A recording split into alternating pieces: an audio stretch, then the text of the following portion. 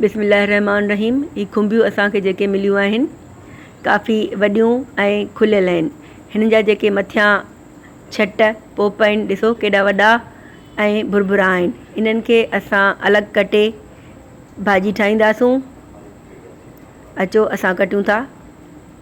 ही ॾिसो मूं अलॻि कटियो आहे। पोप केॾो भुरभियल चूरो आहे सफ़ा। इन लाइ इन्हनि जी अलॻि भाॼी ठहंदी आहे। हिननि मथियनि पोपनि जो जेको आहे ज़ाइको बि चेंज हूंदो आहे। ईअं लॻंदो आहे ॼण मग़ज़ आहे। ऐं हेठियां जेके हिन जा गनर हूंदा आहिनि खुंबीअ जा उहे अलॻि ज़ाइके जा हूंदा आहिनि।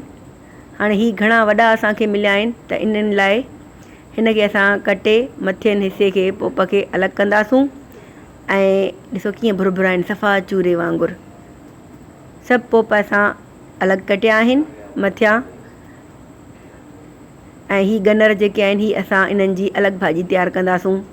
हिननि गनरनि जो ज़ाइको गोश्त जीअं हूंदो आहे जॾहिं त मथियनि हिननि पोपनि जो जेको ज़ाइको आहे उहो मग़ज़ जीअं हूंदो आहे। अचो ठाहियूं था। हिकु फ्राई पैन में सन्हो कटियल बसरु विझी उनखे गोल्डन कंदासूं। जॾहिं बसरु गोल्डन थी वञे त उन में कटियल थूम ॿ सावा मिर्च ऐं हिकु कुटियल टमाटो विझंदासूं। पोइ शामिलु कंदासूं लूणु, हेड, थोरो गरम मसालो पीठल, ॻाढ़ा मिर्च ऐं पीठल धाणा। हिन मसाले खे असां चङी तरह भुञंदासूं। जॾहिं मसालो घी छॾे त जेके असां खुंबियुनि जा मथियों हिसो कटे रखियो हो पोपनि वारो उहो इन में शामिलु कंदासूं ऐं चङी तरह मिलाईंदासूं।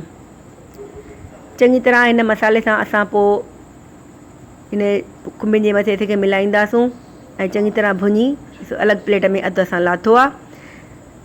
चाहियूं त ईअं कीमे वांगुरु खाई सघूं था। बाक़ी अधु में असां पाणी मिलाईंदासूं ऐं कुझु नरम भाॼी तयारु कंदासूं।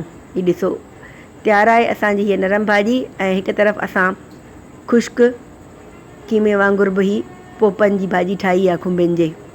किन ॿारनि खे इहा ख़ुश्क भाॼी वणंदी आहे असांजे घर में ऐं किन खे वरी हीअं नरम भाॼी वणंदी आहे। ॿई क़िस्मनि जूं असां भाॼियूं ठाहियूं आहिनि।